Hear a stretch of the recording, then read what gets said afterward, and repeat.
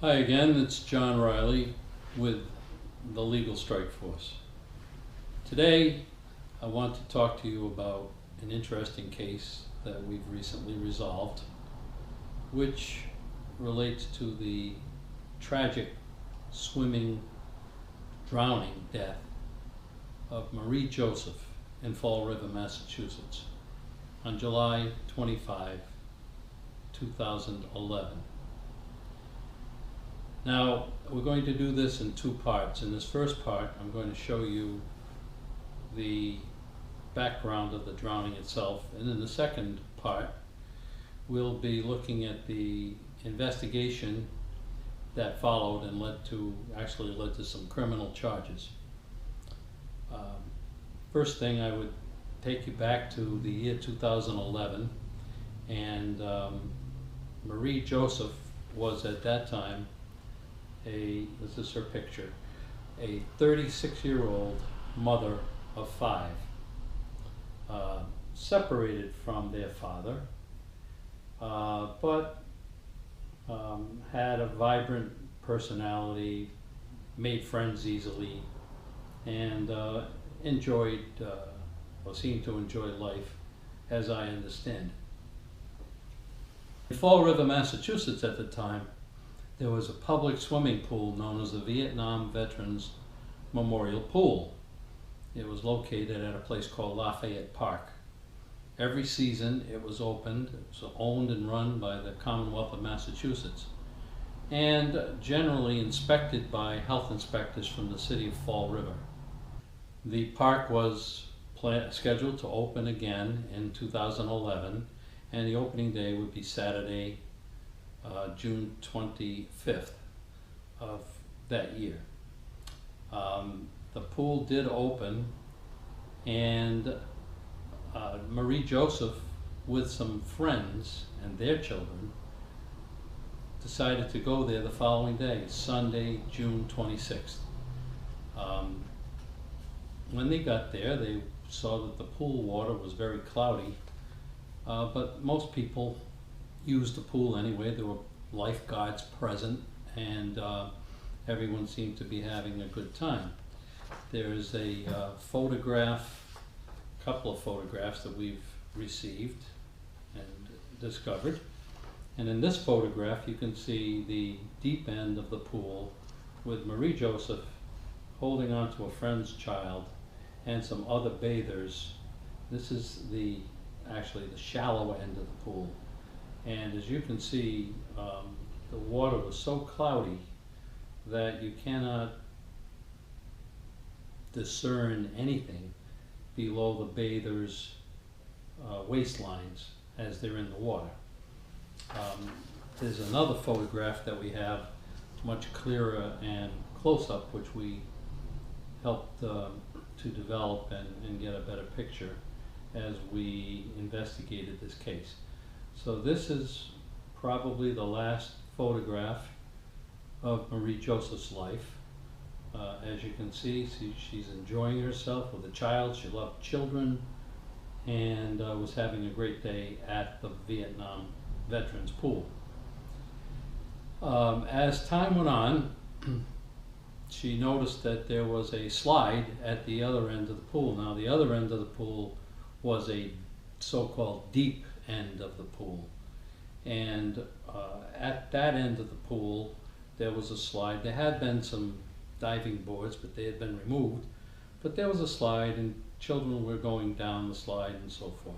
So Marie saw that one of the children with her, a 9-year-old, had decided to go and use the slide, and she followed him over there. Now, the thing was that Marie had never ever in her life learned how to swim, and that of course would have presented a problem if she could have seen the bottom of the swimming pool, but she couldn't. That end of the pool was cloudy too. The entire pool was cloudy. So her neighbor's child went down the slide, and she followed him down the slide, perhaps thinking that, well, if he can do it, I can do We will show you a video now.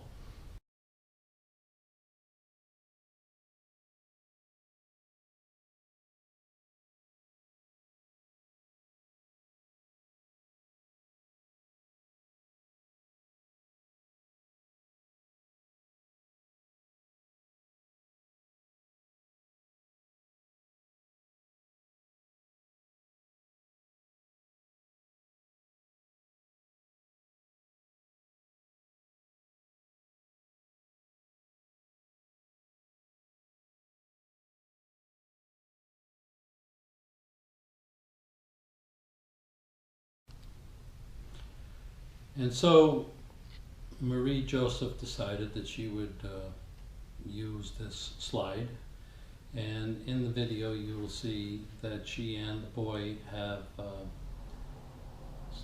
used the slide, and they're now in the deep end, side by side. There's a time counter on the lower left portion of the video, and as you watch it you will see it's 3 o'clock, 18.18 minutes, etc. And the time counts off. At about 3:18:33, between then and 3:18:37, only 4 seconds, you will see the one of these two persons, and they're to the furthest persons to the right in the video, to the right side of the video. You will see one head disappear below the water. That's Marie Joseph.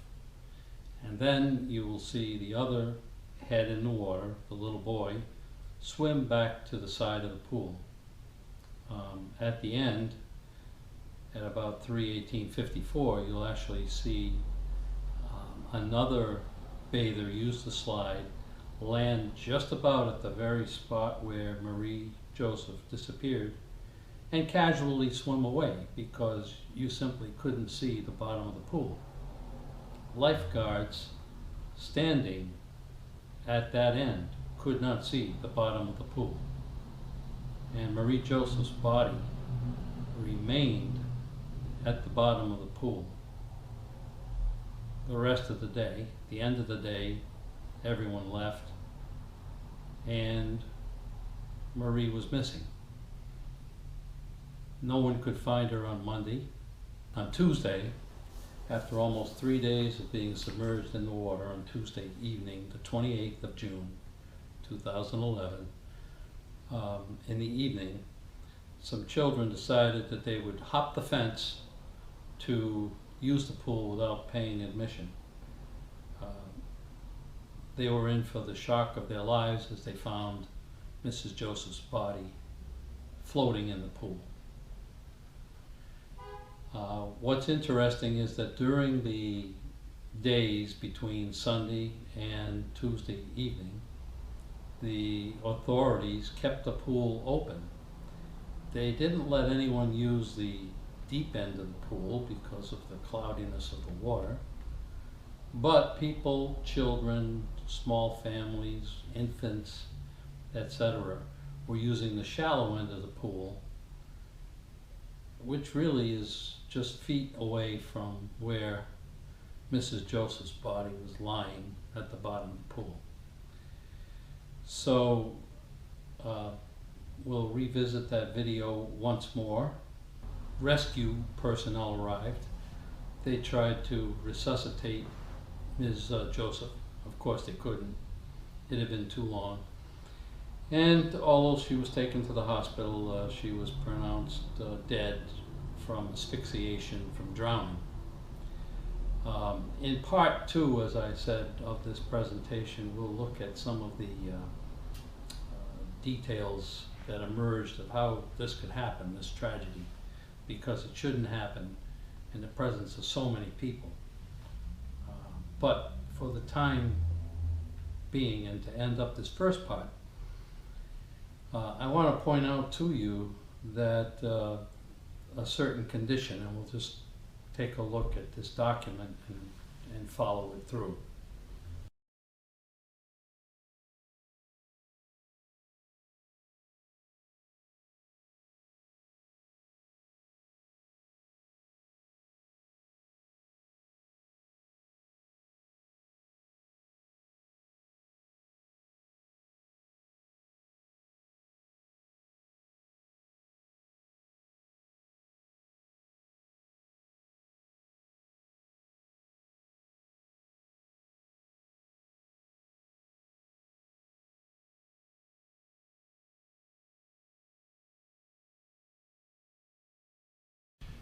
Now, for those of you who might wonder why Marie Joseph wasn't splashing and thrashing around in the water, perhaps going up and down 3 times, as they sometimes show, there is an explanation.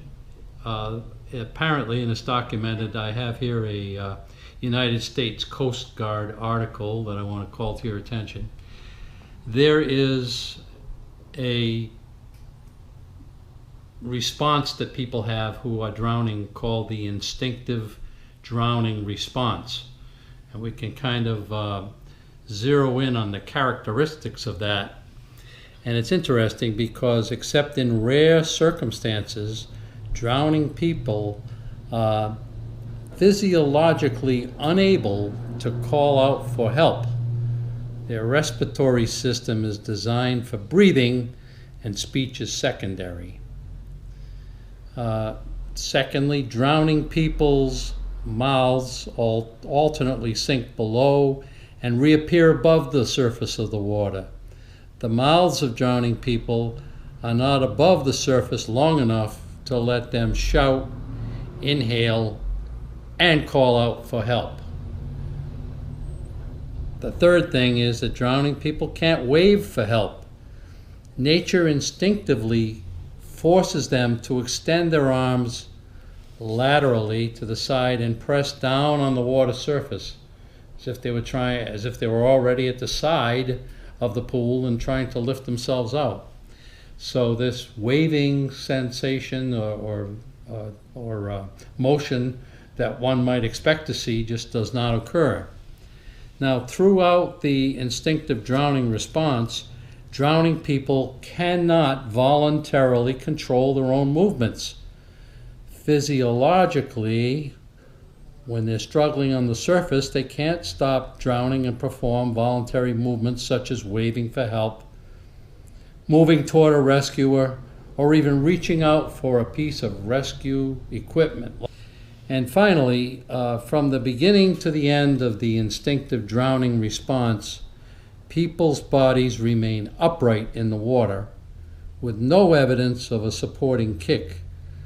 Unless rescued by a trained lifeguard, these drowning people can only struggle on the surface of the water for about 20 to 60 seconds before submersion occurs. And this is actually, we believe, what you see with Marie Joseph in the water, as she is obviously, I would suggest, going through this instinctive drowning response, never having learned to swim in her life. So one last look now at that video, and I hope you will come back to the Legal Strike Force and join us when we post part 2 of this, which will document the investigation of how this happened and how it led to criminal charges and the aftermath of this tragedy in Fall River. Thank you.